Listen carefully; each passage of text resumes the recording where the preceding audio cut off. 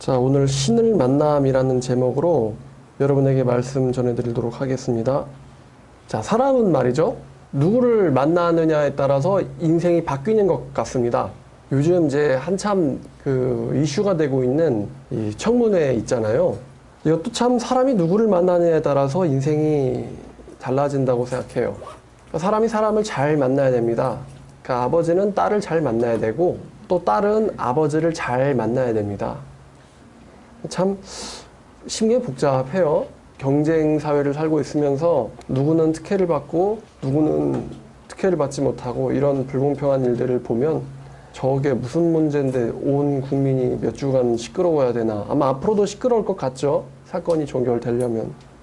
참 사람이 사람을 잘 만나야 된다. 여기에 대해서 가장 먼저 떠오르는 사건이 하나 있는데요. 여러분 세월호 아시죠? 세월호 사건이 이제 지금 아직 그렇게 잘 기억이 안 나는 분들도 있을 텐데 저 때는 세월호가 굉장히 큰 이슈였어요. 근데 세월호 사건에서 좀 약간 지엽적인 곳으로 가면요. 이 세월호 사건에서 이제 경찰이 찾으려고 했던 사람이 3명, 4명 정도 되는데요. 4명 정도. 유병원 씨와 그의 자녀들이죠. 그래서 지금 1명은 아직도 미국에 있다고 하고 2명은 잡았죠. 근데 이제 그 중에 장남인 유대균이라고 하는 사람을 잡는데 결국 잡았어요. 근데 그 유대균 씨와 같이 있었던 어떤 여자분이 있었습니다. 그래서 우리가 그분의 이름은 잘 몰라도 이제 호위무사 그러면은 이제 기사로 뜹니다. 유대균 호위무사 하면 떠요. 그럼 그 여자분이 도대체 무슨 잘못이 있다고 저렇게 언론의 주목을 받아야 되나? 즉 사람이 사람을 잘 만나야지 영광스러운 자리에도 가는 것이고 사람을 잘 못 만나면은 또 불명예스러운 자리에도 가는 것 같아요. 근데 알고 봤더니 이제 전부 다 집행유예로 끝난 것 같더라고요. 또 사람이 사람을 잘 만나야 된다라는 그 사건이 전 국민이 아는 사건이 있는데 바로 박 전 대통령과 또 최태민 또 최순실 씨입니다. 사람이 사람을 잘 만나는 것과 잘못 만나는 것이 얼마나 한 사람의 인생에 큰 영향을 미치는지 우리 모든 국민들이 사실 그 사건을 통해서 배웠다고 생각합니다. 누구를 만나느냐에 따라서 영광을 얻기도 하고 누구를 만나느냐에 따라서 감옥을 가기도 하는 거죠. 성경에는 수많은 만남이 나옵니다. 특히 복음서를 보면은 정말 많은 만남이 나옵니다. 예수님 당시에 예수님을 만난 수많은 사람들이 있었죠. 그리고 그들의 예수님을 만남은 굉장히 좋은 일들이었습니다. 제가 한번 설교를 올린 적이 있는데 바로 마가복음 5장에 나오는 거라사의 광인 이야기도 그렇습니다. 아무도 그 광인을 인간답게 취급해주지 않았어요. 인간답게 쳐주지 않았습니다. 그런데 예수님만이 그 거라사의 광인을 인간 대 인간으로 대접해 주셨습니다.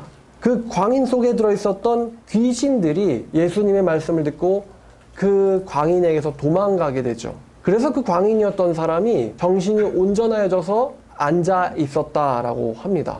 그 거라사의 광인은 예수님과 함께하기를 간청했지만 예수님은 허락해 주시지 않으셨습니다. 그리고 그 광인에게 예수께서 어떠한 이적을 전파하셨는지를 마을에다가 알리라라고 알려주셨어요. 그 광인의 인생은 예수님을 만남으로 인해서 완전히 뒤바뀌게 됩니다. 무덤에서 살던 자에서 예수님을 증거하는 자로 인생이 변하게 된 거죠. 만약 그 만남이 아니었다면 아마도 그 광인은 여전히 무덤 가운데서 살다 죽었을 겁니다. 자, 제가 재밌는 만남을 2개를 소개시켜 드리려고 하는데요. 마가복음 1장에 나오는 어떤 문둥병자와 예수님의 만남입니다. 자, 마가복음 1장 40절부터 45절까지입니다. 한 나병 환자가 예수께 와서 꿇어 엎드려 간구하여 이르되 원하시면 저를 깨끗하게 하실 수 있나이다. 예수께서 불쌍히 여기사 손을 내밀어 그에게 대시며 이르시되 내가 원하노니 깨끗함을 받으라 하시니 곧 나병이 그 사람에게서 떠나가고 깨끗하여 진지라. 예수께서 그를 보내시며 엄히 경고하사 이르시되 삼가 아무에게 아무 말도 하지 말고 가서 내 몸을 제사장에게 보이고 네가 깨끗하게 되었으니 모세가 명한 것을 들여 그들에게 입증하라 하였더라. 그러나 그 사람이 나가서 이 일을 많이 전파하여 널리 퍼지게 하니 그러므로 예수께서 다시는 드러나게 동네에 들어가지 못하시고 오직 바깥 한적한 곳에 계셨으니 사방에서 사람들이 그에게로 나아오더라 라는 말씀입니다. 한 문둥병자가 있었어요. 그 문둥병자가 예수님을 만납니다. 그리고 그 문둥병자가 예수님에게 말합니다. 당신이 원하신다면 나는 깨끗하게 될 수 있습니다. 그랬더니 예수께서 내가 원하니 깨끗함을 받으라 라고 말씀하셨어요. 근데 제가 여기서 궁금한 구절이 있는데 도대체 어미 경고를 어떻게 하셨을까? 그죠? 예수님이 그 나병 환자에게 엄히 경고를 어떻게 하셨을까예요. 주먹을 주시며 내가 주머니에서 이것을 다시 꺼내는 일이 없도록 하라라든가 아니면 환상 가운데 지옥을 보여주시면서 여기에 들어가게 하지 않도록 조심하라 라든가 아니면은 예수님 성격상 욕은 안 하셨을 것 같거든요. 근데 도대체 이 어미 경고하사를 어떻게 하셨을지 참 궁금합니다. 예수님은 사람들에게 말하지 말라고 했는데요. 이 사람이 나가자마자 이 일을 많이 전파하여 널리 퍼지게 했다고 합니다. 그래서 그 결과 예수께서 동네를 다니시지 못했어요. 아, 마을 있는데 또 못 가네. 자, 그럼 예수님께서는 사람을 고쳐줄 때 이 사람이 내 말을 들을지 안 들을지를 모르셨을까요? 아셨을 것 같아요. 당연히 아셨겠죠? 근데 왜 고쳐주셨을까?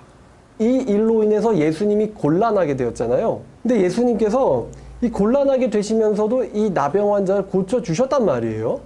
자, 또 하나의 만남이 있는데 마태복음 9장입니다. 마태복음 9장 27절에 예수께서 소경을 만나시는 사건이 나와요. 맹인, 시각장애인이죠. 예수께서 거기서 떠나가실새 27절부터입니다. 두 맹인이 따라오며 소리질러 이르되 다윗의 자손이요 우리를 불쌍히 여기소서 하니 예수께서 집에 들어가심에 맹인들이 그에 나오거늘 예수께서 이르시되 내가 능히 이 일을 할 줄을 믿느냐 대답하되 주여 그러하오이다 하니 이에 예수께서 그들의 눈을 만지시며 이르시되 너희의 믿음대로 되라 하시니 그 눈들이 밝아진지라. 예수께서 엄히 경고하시되 삼가 아무에게도 알리지 말라 하셨으나 그들이 나가서 예수의 소문을 그 온 땅에 퍼뜨리니라. 비슷한 이야기죠. 또 엄히 경고하셨습니다. 어떻게 경고하셨을지는 여러분들 상상에 맡기겠습니다. 자, 그런데 이 사람들이 예수님의 소문을 또 여기저기다가 다 퍼뜨려 버린 거예요. 자, 우리 예수님 한 번 당하시지 두 번 당하셨습니다. 왜 그러면 예수께서는 이렇게 곤란하게 됨에도 불구하고 이 자들의 병을 고쳐주셨을까? 아마도 이렇지 않을까요? 예수님께서는 그들의 병을 고쳐주심으로 인해서 자신이 곤란하게 될 거를 미리 알고 계셨던 것 같아요. 그럼에도 불구하고 그들을 한 번이나 두 번이나 고쳐주신 이유가 이러한데 바로 그들을 불쌍하게 여기셨기 때문일 것 같습니다. 불쌍하게 여겼기 때문에 자신이 곤란케 되었음에도 불구하고 고쳐주신 거죠. 자, 그럼 예수님은 왜 엄히 경고하사 알리지 말라고 하셨을까요? 지지난번 여러분께서 설교를 들으셨지만 예수님에게는 때가 있습니다. 예수님께는요, 그 십자가에서 달려 돌아가실 정확한 날과 시간이 있습니다. 그 날과 시간을 위해서 예수께서는 자기가 미리 박해받는 것에 대해서 조심하셨던 것 같아요. 어차피 그분은 달려 죽기 위해서 오셨습니다. 그러나 그 때가 돼야만 죽으시는 거지 때가 되기 전에는 죽으실 수 없는 거였어요. 그래서 그분은 자기의 소문이 나감으로 인해서 바리새인들과 유대 정부가 인지하여서 자신을 박해하게 되는 상황에 대해서 예수께서 어느 정도 그 시기를 조율하고 계셨던 것 같습니다. 자, 그 예수님이 그래서 이제 결과적으로는 마을에 들어가실 수가 없게 된 거죠. 여러분, 그 당시에 무슨 냉장 기술이 있는 것도 아니고 무슨 보존 기술이 있는 것도 아닌데 마을에 들어가는 게 곤란하게 되었다라는 게 얼마나 예수님의 여행을 곤란하게 만들었겠습니까? 못 들어가시는 거예요. 마을을 보여도. 그러니까 예수님께서 아마 혼잣말 하셨겠죠. 아, 참 말하지 말랬더니. 아, 곤란하네 이거. 소문 퍼졌잖아. 이러시면서 아마 마을이 보여도 들어가시지 못하셨던 것 같아요. 자, 근데 안타까운 것이 있는데 그 누가복음 5장을 보면요. 누가복음 5장 15절. 이 읽기 전에 먼저 이 말씀 드릴게요. 그럼 이들이 왜 이 3명의 나병 환자와 2명의 소경, 그러니까 1명의 나병 환자와 2명의 소경이 왜 예수님께 엄히 경고를 받았음에도 불구하고 예수님의 소문을 여기저기다 퍼뜨렸을까요? 예수님을 만나기만 하면 자신에게 어떤 변화가 일어난다. 예수님을 만나기만 하면 자신에게 꽁꽁 감추어져 있었던 문제들이 해결되고 변화가 일어나고 결과적으로 구원을 받게 된다는 그 기쁨을요, 감출 수가 없었던 거예요. 누구든지 예수님을 만나면 변화가 일어날 수 있다. 누구든지 예수님을 만나면 살 수 있다. 지금 나병 환자와 2 소경의 초점은요, 자신의 병이 나았음에 있지 아니하고요, 예수님에게 있습니다. 아마 자신에게 초점이 있었다면 그 사람들은 변화된 자신의 몸을 자랑하고 다녔을 거예요. 그런데 그들은요, 자신의 몸을 자랑한 것이 아니라 자신을 고쳐주신 예수님을 전파하고 다녔습니다. 그래서 성경에서 예수님에 대한 소문이 퍼져서 예수님께서 마을에 대놓고 다니실 수가 없게 되었다라고 말을 합니다. 누구든지 예수를 만나면 변화를 받는다. 이 소문이 퍼지자 수많은 사람들이 예수님을 찾게 됐어요.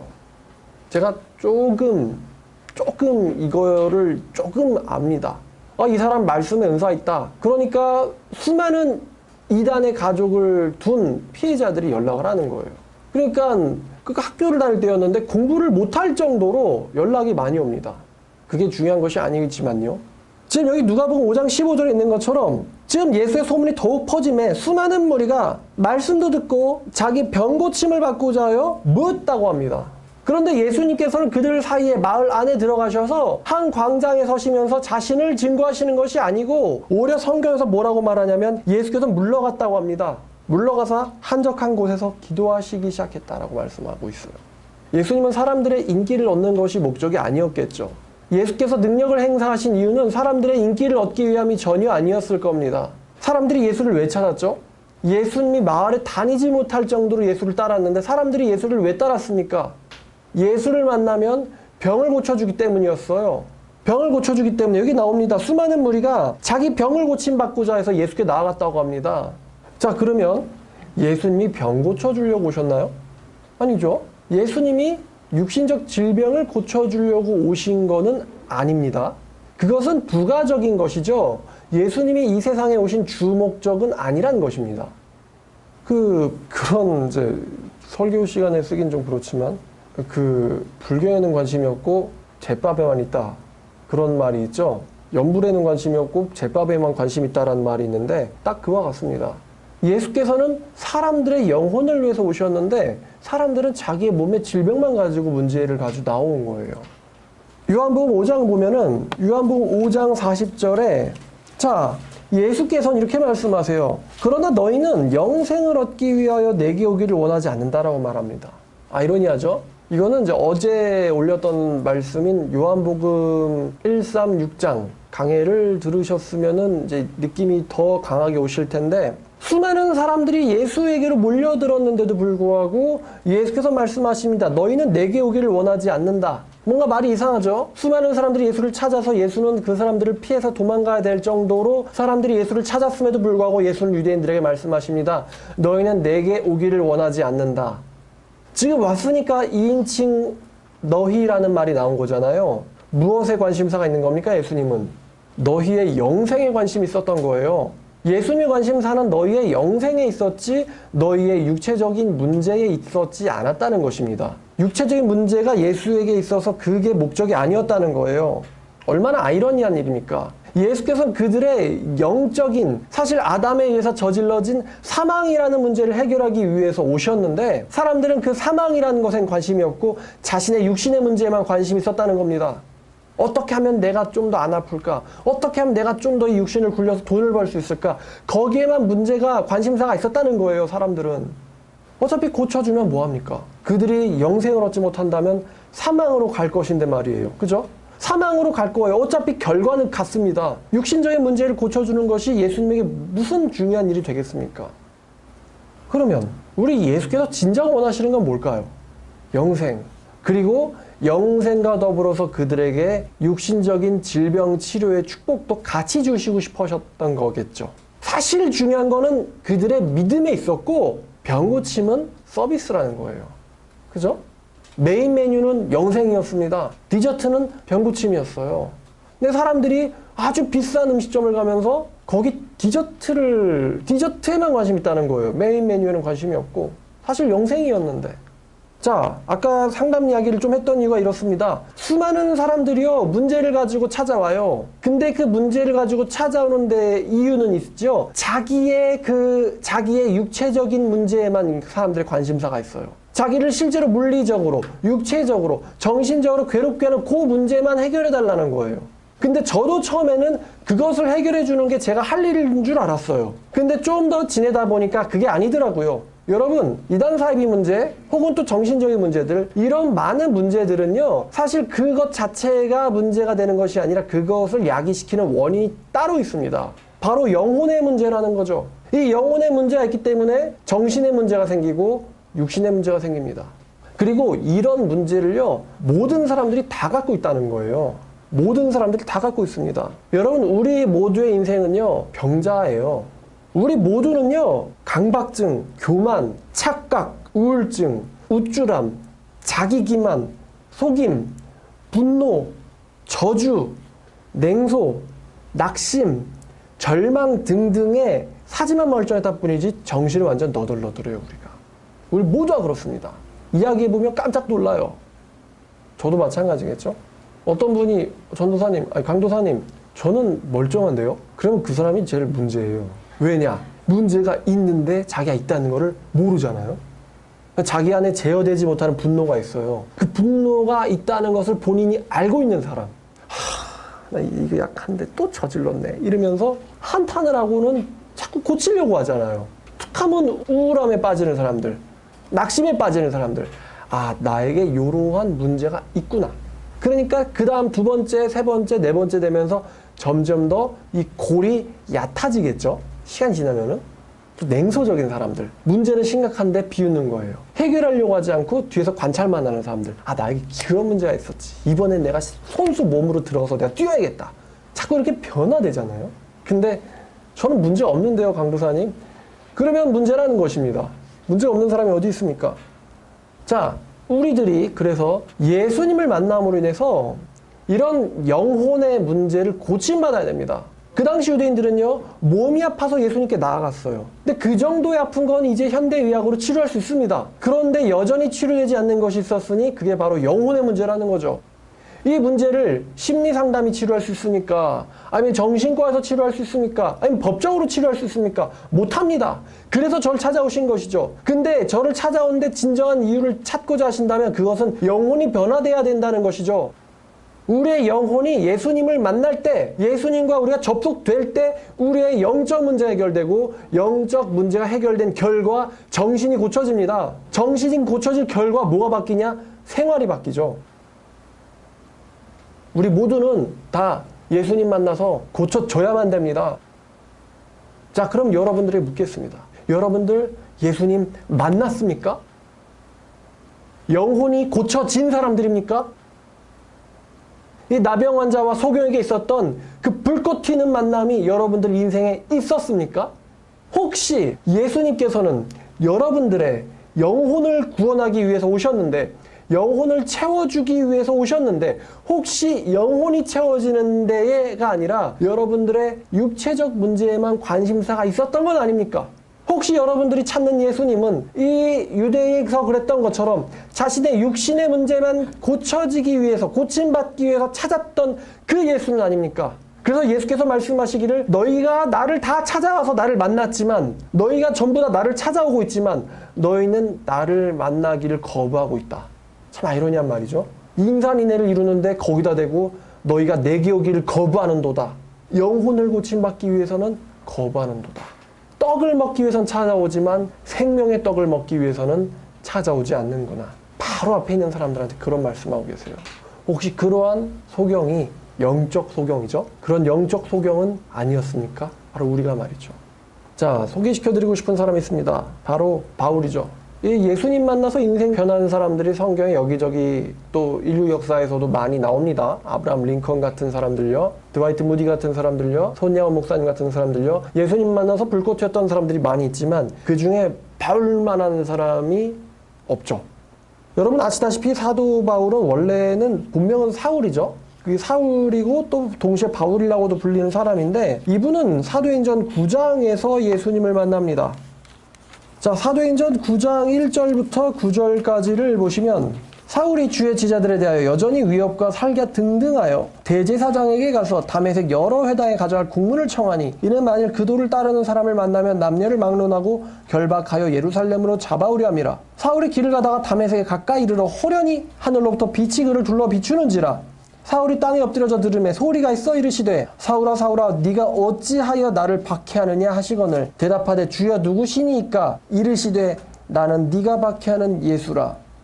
너는 일어나 시내로 들어가라. 네가 행할 것을 네게 이를 자가 있느니라 하시니 같이 하던 사람들은 소리만 듣고 아무도 보지 못하고 말을 못하고 서 있더라. 사울이 땅에서 일어나 눈은 떴으나 아무것도 보지 못하고 사람의 손에 끌려 다메섹으로 들어가서 사흘 동안 보지 못하고 먹지도 마시지도 아니하니라. 사울이 등장하죠. 이 사울이요, 예수님을 만나죠. 다메섹이라는 곳으로 가던 길에서 예수님을 만나서 말에서 떨어집니다. 수많은 사람들을 죽이기 위해서 다메섹으로 가던 사울이요, 예수를 만나고 말에서 떨어집니다. 그리고 그가 물어봐요. 당신은 누구십니까? 나는 네가 박해하는 예수다. 그 음성 한마디가 사울의 가슴을 완전히 쪼개놓습니다.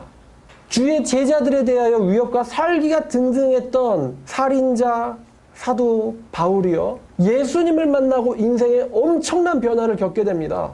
그 엄청난 변화를 사도 바울의 이 육신이, 영혼이 감당치 못해서 이것이 터져나가서요, 예수를 증거하지 않을 수가 없게 됩니다. 이 나병 환자처럼 말입니다. 그래서 9장 21절을 보시면 이 사울이요, 다 듣는 사람마다 놀라 말하되 이 사람은 예루살렘에서 이 예수의 이름을 부르는 사람들을 멸하려던 자가 아니냐. 여기에 온 목적도 그들을 결박하여 대제사장들에게 끌고 가고자 함이 아니냐 하더라. 그때 사울은 더 힘을 얻어서 예수를 그리스도라 증언하여 다메섹에 사는 유대인들을 당황시켰다라고 합니다. 도대체 무엇이 저 사람을 저렇게 만들었는고? 아마 사람들은 당황하죠. 이해를 못했어요. 그러나 바울은 너무나 잘 알고 있죠. 만약에 내가 다메섹에서 있었던, 나에게 있었던 그 사건이 너희들에게도 일어난다면 너희들도 나처럼 되었을 텐데 라는 이 아쉬움과 갈망이 사도 바울에게 있었을 거예요. 그래서 사도 바울이 예수 그리스도를 더욱더 강력하게 증언한 거죠. 자, 근데 이 바울과 예수님 사이에 무슨 대화가 있었냐? 사실 사도행전 9장은 이 둘 사이의 대화를 굉장히 자세하게 기록하고 있지는 않습니다. 이 사울은요, 이제 이 바울은요, 훗날 나중에 로마로 압송이 되게 되는데, 이때 이제 재판을 받는 장면이 사도행전 26장에서 나옵니다. 사도행전 26장을 보면요, 여기 헤롯 아그리파 2세라는 사람과 사도 바울의 만남이 기록되어 있습니다. 사도행전 26장이에요. 자, 이것은 베스도라고 하는 이 사람이 있는데, 이 베스도라는 사람은 유대의 전통을 잘 몰라요. 그래서 베스도가 아그리빠를 불러와가지고 이 사람을 같이 재판해보자. 그래서 이 아그리빠라는 사람 앞에 사울이 섭니다. 제가 아그리빠에 대해서 알아봤더니 이 사람은 헤롯 아그리빠 2세더라고요. 그리고 본명이 이렇게 되는데 마르커스 줄리우스 아그리빠입니다. 그리고 이 사람이 사도 바울을 만난 이 당시 연도가 기원 후 59년입니다. 기원 후 59년에 이 바울과 아그리빠 2세가 만납니다. 얘네가 이제 헤롯 왕조거든요. 얘네가 바울 괴롭히더니만 나중에 지네도 망해요. 그러니까 바울 기독교 괴롭힌 애들은 꼭 끝이 좋지 않습니다. 네로 왕제도 기독교 그렇게 괴롭히더니만 바울 베드로 죽이고는 자기도 곧 죽어요. 그러니까 자살하죠, 네로는.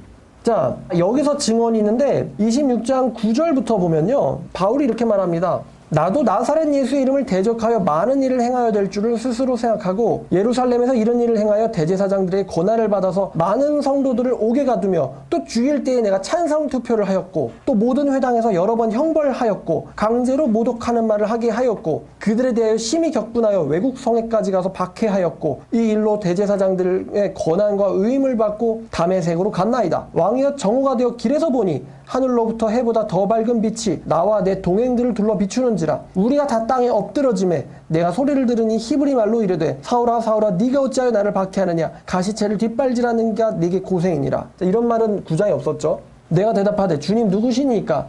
주께서 이르시되 나는 네가 박해하는 예수라. 일어나 너의 발로 서라. 내가 네게 나타난 것은 곧 네가 나를 본 일과 장차 내가 네게 나타난 일에 너로 종과 증인을 삼으려 함이니 이스라엘과 이방인들에게 내가 너를 구원하여 그들에게 보내어 그 눈을 뜨게 하여 어둠에서 빛으로 사탄의 권세에서 하나님께로 돌아오게 하고 죄사함과 나를 믿어 거룩하게 된 무리 가운데서 기업을 얻게 하리라 하더이다. 아그리빠 왕이여, 그러므로 하늘에서 보이신 것을 내가 거스르지 아니하고 먼저 다메섹과 예루살렘에 있는 사람과 유대 온 땅과 이방인에게까지 회개하고 하나님께로 돌아와서 회개 합당한 일을 하라 전함으로 유대인들이 성전에서 나를 잡아 죽이고자 하였으나 하나님의 도우심을 받아 내가 오늘까지 서서 높고 낮은 사람 앞에서 증언하는 것은 선지자들과 모세가 반드시 되리라고 말한 것밖에 없으니 곧 그리스도께서 고난받으실 것과 죽은 자 가운데서 먼저 다시 살아나사 이스라엘과 이방인들에게 빛을 전하시리라 함이니이다 하니라 라는 말을요 하죠.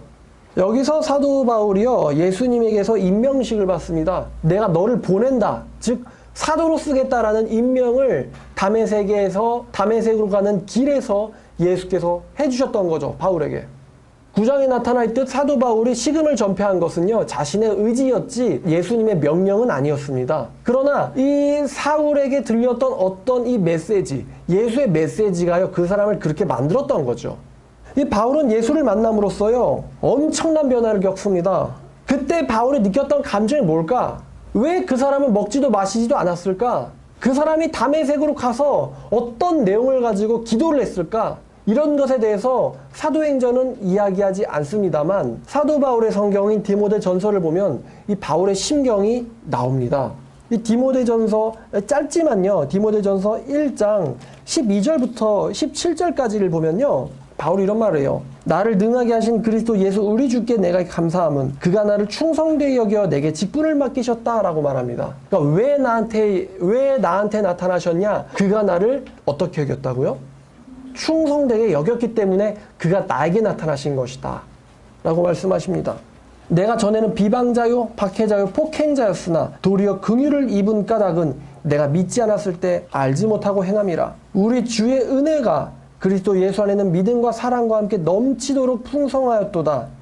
미쁘다 모든 사람들이 받을 만한 이 말이요, 그리스도 예수께서 죄인을 구원하시려고 세상에 임하셨다 하였도다. 죄인 중에 내가 괴순이라. 그러나 내가 긍휼을 입은 까닭은 예수 그리스도께서 내게 먼저 일체 오래 참으심을 보이사 후에 주를 믿어 영생을 얻는 자들에게 본이 되게 하려 하심이라. 사실 요 16절 말씀이 왜 예수님이 사도 바울에게 나타나셨는가에 대한 바울 자신의 견해입니다. 왜 나에게 나타났냐? 오래 참으심을 보이시고 영생 얻는 자들에게 본이 되게 하려고 바울에게 나타나셨다는 거예요.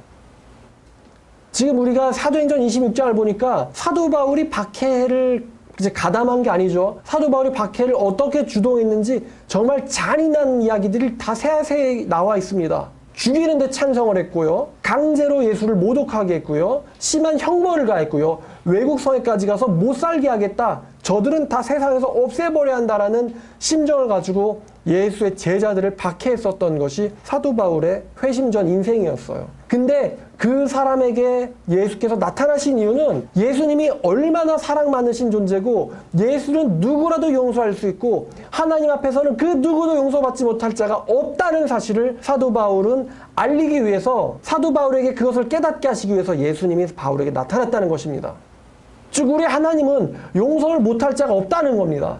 읽어보면요, 지나치게 황당할 정도로 예수님은 너무 쿨하십니다. 지금 이 순간 조금 전만 해도 가서 어디부터 먼저 박살을 낼까? 누구부터 끌어낼까? 어린아이부터 해볼까? 한번 엄마부터 해볼까? 아니면 남편부터 한번 괴롭혀볼까? 누구를 한번 투석형에 처해가지고 돌을 맞아서 죽게 할까? 이러고 달려가고 있는데 그때 예수님이 나타나셨잖아요. 그리고 사도 바울이 누구십니까? 라고 하는 말에 예수께서 말씀하셨던 겁니다. 내가 너에게 이방인의 빛으로 삼겠다 라는 임명식이죠, 사실. 사도로서의 임명식을 박해하러 가던 길에서 겪은 거예요, 바울이. 내가 죽이려 하는 그 이름을 가진 분께서 그 길을 위해서 나타나셔가지고 바울에게 자신의 종으로 삼는, 하나님의 종으로 삼는 임명식이 일어났었던 겁니다. 우리 예수님 엄청나게 쿨하신 분입니다. 네가 몇 명 죽였지, 몇 번 채찍질했지, 돌을 몇 번 던졌지, 사형투표 몇 번 했지, 이런 거는 묻지도 따지지도 않으셨던 분입니다. 내가 너를 이방인의 빛으로 내 종으로 삼겠다. 이게 바울에게 나타난 예수님의 메시지였던 거예요. 이러한 만남이 그 사울을 이 사도 바울로 바꿨어요. 원래대로면요, 동네의 바리새인이었어야 되는, 그냥 동네 바리새인이에요. 동네 바리새인으로 살고 죽었어야 될 그 사람이 세계를 변화시킨 기독교의 주역이 되었죠. 여러분도 아시다시피 27권의 신약 성경들 중에서 13권이 바울의 손에 의해서 탄생했습니다. 절반에 해당하는 엄청난 양입니다. 그리고 그 바울의 글은요, 2000년 동안 셀 수 없는 많은 사람들의 사랑을 받아왔고요, 지금도 받고 있습니다. 지금 여태까지 있었고 지금도 있고 앞으로 있을 혹은 신학자나 목사를 추구하는 사람들 혹은 성도를 추구하는 사람들이 꼭 읽고 연구해야 되는 글이 바로 바울의 글이 되었죠. 우리가 바울의 글을 통해서 복음을 배우고 바울의 글을 통해서 믿음이란 무엇인가를 배우고 바울을 통해서 믿음을 가진 자란 어떻게 살아야 되는가를 배웁니다. 또 바울을 통해서요 사명감을 보충받고요 바울을 통해서 우리가 용기를 얻습니다.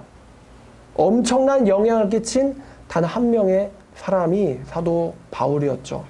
지금도 여전히 사랑을 많이 받고 있습니다. 신학교 가시면 참 흔해 빠진 이름이 바울이에요. 정바울, 김바울, 막 이바울 이렇습니다.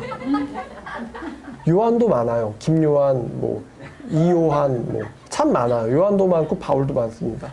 그러니까 요한 사도는요, 제 생각에 예수님 곁에 누웠다. 좀 당돌하죠. 그러니까 요한 사도는 예수님 옆에 누웠던 사람이고 당돌한 사람이고, 그죠?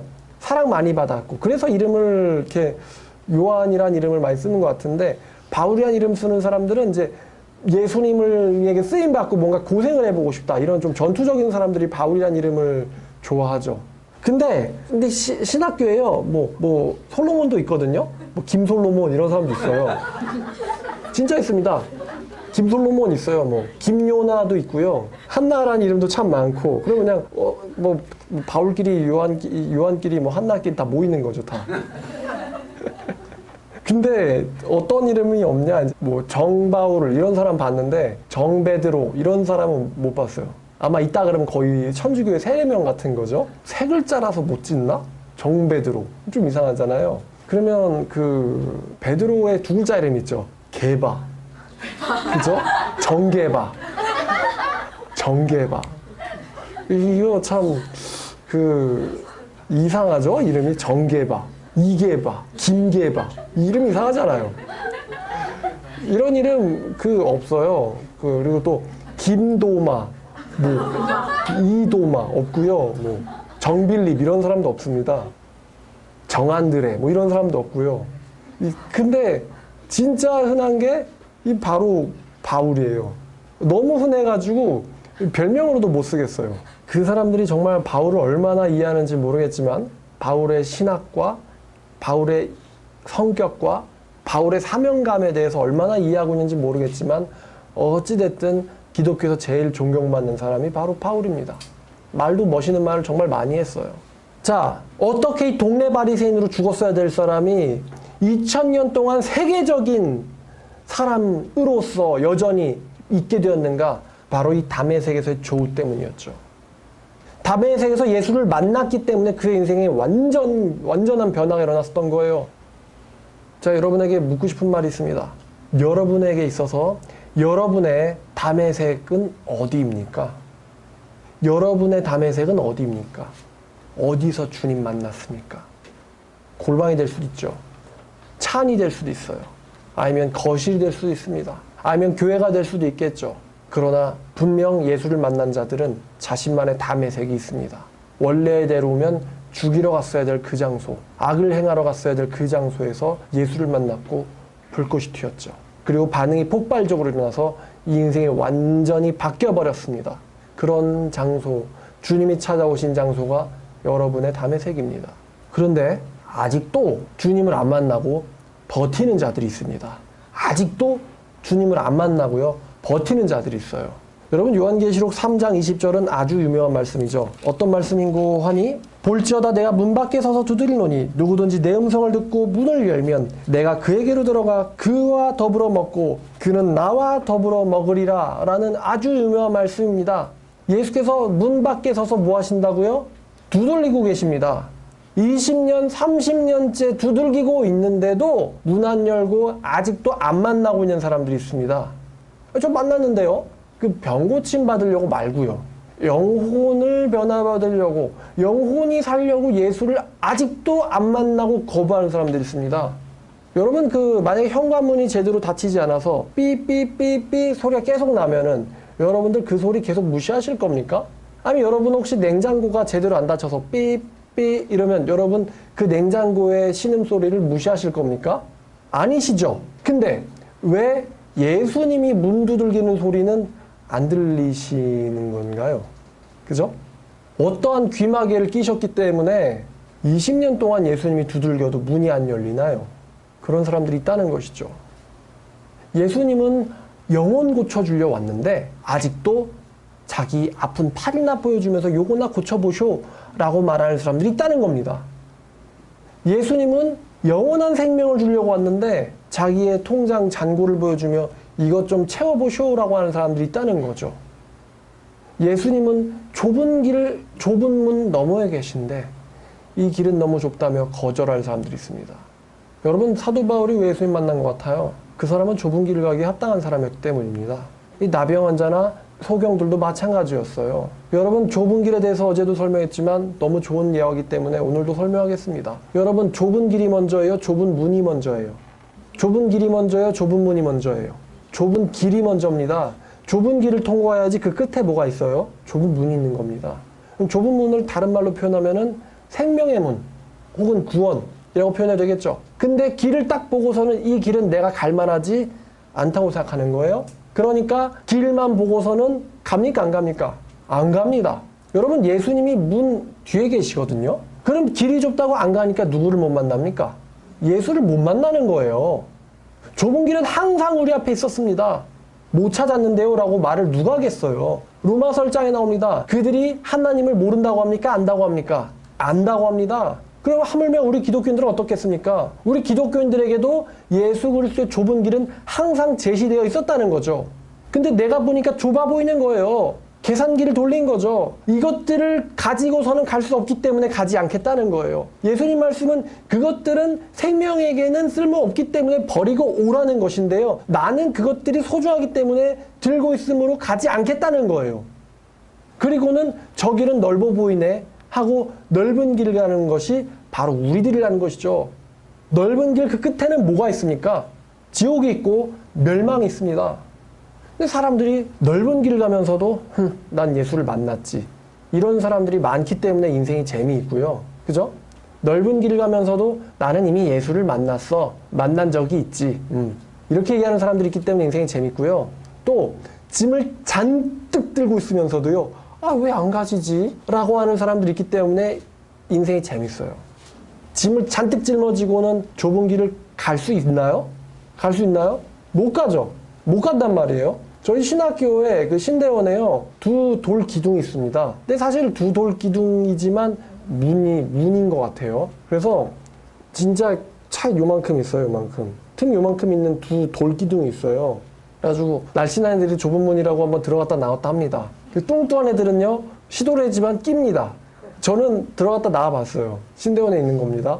자, 그런데 그렇게 좁은데, 아니, 좀만 뚱뚱해도 못 들어가는데, 짐을 잔뜩 지고는, 왜 안 가지지? 라고 말하는 사람이 어디 있겠습니까? 어리석은 거죠. 여러분, 거기서 짐이라는 게 뭘까요? 절대로 포기할 수 없는 나만의 욕심이죠. 나만의 욕심이기 때문에 사람들마다 다릅니다. 달라요.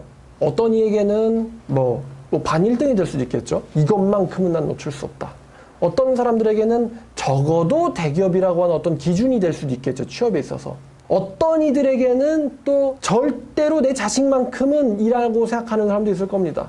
어떤 사람에게는 나는 결혼만큼은 이라고 생각하는 사람도 있을 거예요. 어떤 사람들에게는 최소한 얼마 이상만큼은 이라고 생각하는 사람도 있을 겁니다. 내가 적어도 이 직위만큼은 이라고 생각하는 사람도 있을 거예요. 절대로 이거는 하나님이 찾아와서 문 두들겨도 못 버린다, 이건. 그것이 바로 침이죠. 다 버려두고 자기 십자가를 지고 나를 쫓으라 라고 누가복음 14장에서 예수님 목이 부르 터져라고 외쳐도요, 그 말이 유대인들의 귀에는 들리지 않았죠. 누구든지 내 제자가 되려거든 자기의 모든 소를 버리고 나를 쫓으라 라고 말씀하셨는데 그 말이 귀에 들리지 않았던 거예요. 저는 돈이 없는데요, 자기의 목숨마저도 미워하고 나를 쫓으라. 그리하면 영생과 보화를 얻게 되리라. 어떻게 사람이 목숨을 버립니까? 목숨은 목숨이지. 여러분, 엊그제도 어제인가요? 이 태풍에 3명이 죽었습니다. 꼭 죽는 사람이 있어요. 강풍 불면은. 그죠? 꼭 나옵니다. 그 사람들이 죽을 걸 알고 나갔겠습니까? 설마 죽겠어 하고 나간 거죠. 그죠? 제가 어제 교제하다가 뭘 하나를 깨달았는데 뭐냐면요. 여러분, 인간의 목숨을 누가 주관합니까? 누가 주관하시죠? 그렇게 대답은 하시죠. 근데 누가 주관하냐면요. 생명보험사에서 주관합니다. 그죠? 생명보험사. 그리고 그 실비를 낼 수 있는 월급 주는 곳이냐 안 주는 곳이냐.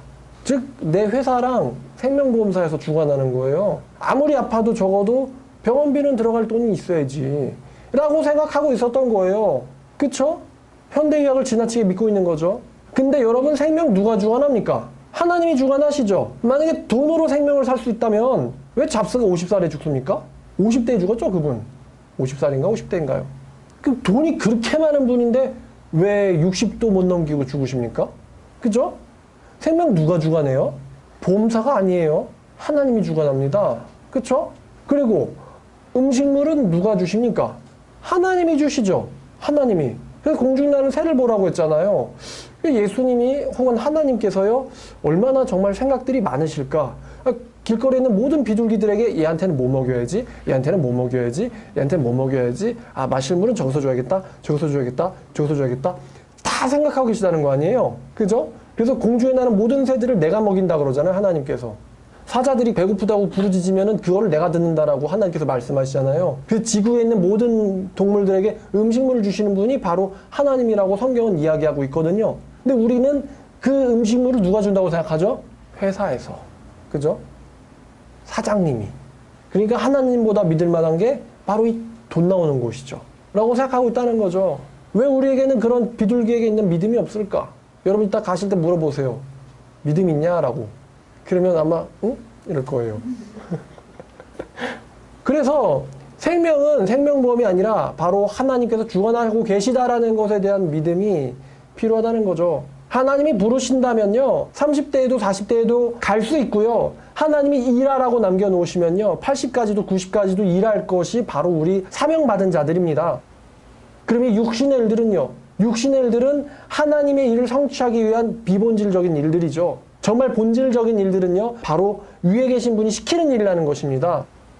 지금 수요일마다 제국의 역사를 공부하고 있습니다. 수많은 사람들이 그 당시에도 살아갔어요. 니누에도 12만여 되는 사람들이 썼다고 합니다. 부동산 거래하고 먹고 살고 팔고 그랬겠죠. 그런데 그 수많은 사람들이 뭐 결혼하고 부동산 거래하고 뭐 노예 만들어서 뭐 노예 사고 때리고 뭐 여러분, 그런 일들이 여러분의 인생에 무슨 영향을 미칩니까? 무슨 영향이 미쳐져요? 그 니누에서 있었던 일이요. 영향이 있어요, 없어요? 없죠. 그럼 마찬가지로 여러분, 니누에가 어디예요? 아시리아의 수도죠. 아시리아는 어떤 나라죠? 그 당시 세계를 지배했던 강대국이었거든요. 그럼 서울은요? 서울은 세계를 지배하는 강대국인가요? 근데 여러분, 서울에 특히 강남이나 종로에 취업하고 싶죠? 근데 그 아시리아의 그 사람들이 그렇게 일하는 거 여러분 관심이 있어 없어요? 영향도 없고 관심도 없죠. 그러면 여러분들도 마찬가지 아니겠습니까? 그쵸? 근데 그럼 중요한 건 뭡니까? 거기서 하나님 만난 사람들이죠. 니느웨 요나에 의해서. 하나님 만난 사람들의 그 변화가 성경에 기록되어 있지 않습니까? 고레스라든가 다리오라든가 이 사자굴 그 다리오 말고 이제 사자굴에서 다니엘을 만났던 그 다리오, 그런 사람들의 인생은 디테일하게 기록하고 있지 않습니까? 근데 뭐 누가 땅을 얼마나 정복했다 이런 거 나와요? 알렉산더 나옵니까? 뭐 멸망당하는 걸로는 한두 줄 나오고는 삭제. 얘 의미가 없는 거예요. 뭐 이집트급부터 겐지스강 앞까지 다스렸다. 별 의미가 없어요, 하나님한테서는. 그렇지 않습니까? 어차피 다 결과는 같습니다. 모든 역사는 하나님이 주관한 대로 돌아갑니다. 제가 거기에 대해서 또 믿음이 하나 생겼어요. 아니, 하나님께서 제국의 역사를 예언합니다. 여러분, 제국이라는 건 무엇이죠? 개개인의 인생들의 모임이에요. 개개인의 인생들의 모임이 제국입니다. 자, 그럼 하나님이 제국의 미래를 알고 있다. 그러면 무슨 말이죠? 개개인들의 미래를 알고 계시다는 거예요. 그럼 우리 하나님께서 알렉산더 대왕 같은 사람들의 미래만 알고 계시고 그 밑에서 일했던 수많은 장군들의 미래는 모를까요? 아시겠죠? 아신단 말이에요. 그럼 우리도 마찬가지 아닙니까? 하나님께서 우리 개개인의 인생의 미래는 모르실까요? 아신다는 것이죠. 근데 우리의 초점은 이 수많은 성경들을 배우면서도 우리의 초점은 바로 눈앞에 있는 생명보험과 직장에 있다는 거죠. 어디로 갈 거냐? 어느 학교 갈 거냐? 어디서 뭘 벌 거냐? 여기에 우리 초점이 맞춰져 있다는 것이죠. 여전히. 그래서 좁은 문 건너편에서 여전히 우리의 마음 문을 두들기고 계신 예수님을 만나지 못하고 있다는 것입니다. 그런 분들이 있다는 거예요. 그런 분들이 있으시다면요, 반드시 바울처럼 담에색에서 주님을 만나시길 바랍니다. 자, 그럼 바울이 예수님 만났어요. 그럼 예수님 만나고 나서 내가 집에 가서 아빠한테 인사해야지. 또 바리새인 뭐 이거 가서 보고해야지. 공회에 가야지. 뭐 먹을 건 어떻게 싸야 되고. 바울이 그런 고민합니까? 아니죠. 사도 바울이 사도행전 9장에서 음식을 먹고 힘이 강건해졌다고 했습니다. 이제 그게 무슨 의미겠습니까? 그 말이 참 이렇게 느껴져요. 어떤 엄청난 히어로가 있는데요. 그 히어로가요, 드디어 딱 뭔가를 딱 얻고 땅에서 일어나는 거예요. 그럼 왜 일어나죠? 히어로가 적군 쳐부수려고 일어나는 거거든요. 히어로물에서는. 자, 그럼 바울이 음식물을 먹고 강건해졌다. 이제 일어섭니다. 왜 일어섭니까, 바울이? 예수는 그리스도라고 증언하기 위해서 일어서죠. 그죠? 성경이 바울이 강건해졌다. 거기에 무슨 관심이 있겠어요? 왜 강건해졌느냐? 예수를 전하기 위해서 강건해졌다는 거죠. 그럼 내가 좁은 문 들어갔다. 난 좁은 문 통과했다. 그러면 그 다음에 우리의 인생은 어떻게 흘러가겠습니까? 자, 만약에 제가 바울이에요. 근데 예수님을 만났음에도 불구하고 가서 집에서 이런 일들을 해야 되고 또 이런 일을 걱정해야 되고 여기에 얼마를 넣어놔야 되고 뭐 그렇게 된다면은 그건 좁은 문 통과한 게 아니겠죠. 좁은 문 통과했다면 예수님을 만나서 불꽃이 튀었다면요. 폭발을 하는 거죠. 어떻게 기름통에 이 성냥불이 들어갔는데 폭발하지 않겠으며 어떻게 여러분들의 인생에 예수님이 들어오셨는데 여러분들의 인생이 폭발하지 않겠습니까? 누구라도 예수를 만나면 변하고야 만다. 왜냐하면 그렇게 하시는 분이 바로 하나님이니까. 하나님 만나고도 변하지 않는다. 그런 거는 성경에는 없죠. 누구라도 변하죠. 여러분들의 인생이 바로 바울처럼 이 좁은 문을 통과했다면 그 결과 역시 달라져야 되는 것입니다. 달라질 수밖에 없는 거예요. 그럼 이제 우리의 남은 일이 있죠. 우리의 남은 일은요. 주님의 두들기는 소리에 내 마음문을 활짝 여는 겁니다. 활짝 열어야 돼요. 뭐라고요? 활짝 열어야 돼요. 주님, 내 영혼, 정신, 육체, 머리끝부터 발끝까지 다 다스려 주시길 원합니다. 나의 삶도, 죽음도, 기쁨도, 고난도, 박해도, 고생도 다 주님이 주관해 주시기를 원합니다. 난 당신의 종입니다. 이렇게 활짝 여시길 바랍니다. 조금만 열어놓고 요만큼만 드리겠습니다. 내 마음이 이렇게 있거든요. 여기에만 계세요. 절대로 여기서 여기로 넘어오시면 안 됩니다. 그러면 쫓아낼 겁니다, 주님. 이렇게 하시면 안 됩니다. 주님, 내 마음을 전부 다 지배해 주시옵소서. 당신은 왕이십니다. 지배해 주시길 바랍니다. 알렉산더 밑에는 충성스러운 장군들이 있었죠. 그렇기 때문에 전 영토를 지배했던 거 아닙니까? 그죠? 근데 그 장군들이 다 군인들이잖아요. 그럼 군인들은 뭘 무서워하지 않습니까? 죽음을 무서워하지 않죠. 죽음을 무서워하면 어떻게 전쟁을 합니까? 알렉산더는 죽음 무서워했을까요? 역시 마찬가지로 죽음을 무서워하지 않았어요. 그러니까 전쟁을 했겠죠. 자, 세상적인 충성도 그런데 주님에 대한 충성이 요만큼만 계시고 넘어오지 마세요. 근데 그분이 무슨 나의 제국의 왕이십니까? 그죠? 오히려 택주 제국의 백성 중 하나 아니에요, 예수님이? 그죠? 이렇게 전락시키고 마는 거죠, 주님을. 우리 예수님을 마음속에 온전히 모시길 바랍니다. 그러면 그분은요, 하나님이기 때문에요, 여러분들의 인생 바꿉니다. 제가 서론에 사람 잘 만나야 된다 그랬어요. 그죠? 성도님들은 목사님을 잘 만나야 되고요. 사이비 신자들은요, 교주를 잘 만나야 됩니다. 그죠? 교주를 잘못 만나면 포토라인에 서기도 합니다. 그쵸? 무슨 죄가 있겠어요? 교주 잘못 만난 죄가 있죠. 그 교주들은요, 장사를 잘하죠. 해운회사도 경영하고 제약회사도 경영하고 온갖 걸 다 팔아요. 다 판다 같이. 다 판다. 그러면 교주들은 누구의 이익을 쫓습니까? 교주들이 성도의 이익을 쫓나요? 자기의 이익을 쫓나요? 자기의 이익 쫓죠? 그죠? 들어보니 뭐 거기 신자들은 다 빚을 낸대요. 빚 내가지고 그분 사진 사드리고 빚 내가지고 그분 제품 사드리고 뭐 요만한 인쇄물 하나가 막 5천만 원이랍니다. 5천만 원. 웃긴 사람이죠? 그 카메라 누구 돈으로 샀을까? 신자 돈으로 샀겠죠. 엄청나게 비싼 카메라랍니다. 그거를 가지고 여기저기 전시해서 이거 야 여기저기 전시됐던 작품이야 그러면서 인쇄해가지고 액자가 있는 거 액자 하나는 100만 원 그림은 5천만 원 판대요. 그럼 그 양반이 하나님이라는 사람일까요? 아니면 장사꾼일까요? 장사꾼이죠. 누구의 이익 추구해요? 자신의 이익 추구하죠. 그 사람의 일가족은 부자가 되고 있는데 신자들은요 빚쟁이가 되고 있죠. 근데도 여전히 그분이 옳다라고 믿고 있거든요. 그렇다면 우리 예수님은 어떠신가요? 제가 여러분들의 걱정 하나 해소해 드리고자 합니다. 자, 내가 예수님에게 문을 활짝 열었다. 자, 예수님이 이거 하나 5천만 원에 사가라 라고 말씀하시나요? 예수님 돈은 어떻게 현찰로 받으실까요? 아니면 계좌이체로 받으실까요? 우리 예수님이 사람 회개시킬 때, 우리 예수님께서 자신의 이익을 위해서 하고 사람들이 자기의 백성 멸망하는 걸 바라시는 그런 예수님 아니라는 거 너무 잘 아시죠? 예수님이 누구를 위해서 회개시킵니까? 자신을 위해서예요? 아니면 우리를 위해서예요? 우리를 위해서죠. 왜냐면 우리가 종이니까. 우리가 죄의 종이니까. 우리가 술의 종이니까. 우리가 권력의 종이니까. 우리가 뭔가 중독돼 있기 때문에 거기서부터 자유롭게 해주려고 예수님이 우리의 주인 되고 싶어 하시는 거잖아요. 너희들은 노예라 누군가를 의존할 수밖에 없다. 남자를 의존하든 뭐를 의존하든 의존할 수밖에 없고 그 의존하는 대상들은 신이다 아니다. 신이 아니죠. 그래서 우리를 자유롭게 하려고 예수님께서 오셨단 말이에요. 그러니까 그 예수님을 영접하시는 것이 여러분들에게 너무나 큰 이익 아닙니까? 너무나 큰 이익이죠. 저 그런 사람 만나보고 싶어요. 예수님을 영접했더니만 예수님이 돈을 붙이라더라. 그런 사람 있으면 진짜 만나보고 싶어요. 어떤 방식으로 가져가셨는지 정말 디테일하게 들어보고 싶습니다. 우리 예수님께서 예수님 만나서 인생이 바뀌었다. 그전까지는 소망이 없었는데 지금은 소망이 넘친다.